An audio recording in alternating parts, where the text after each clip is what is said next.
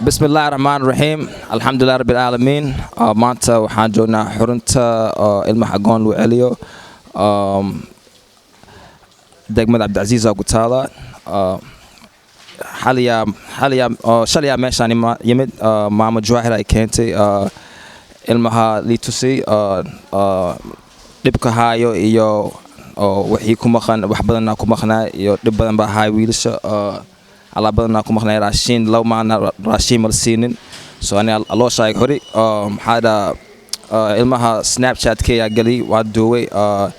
iyo dadka walaalahay oo qurbaha joogaan lacag soo direen waxay dhaheen Umar lacagtaan ilmaha ku sadaqaysta rabaan soo hadda alaabtii waa u gadnay ما شاء الله دتكينا ولا عليهن العكس ودران إلهي خير يأجر حسنات هنسيو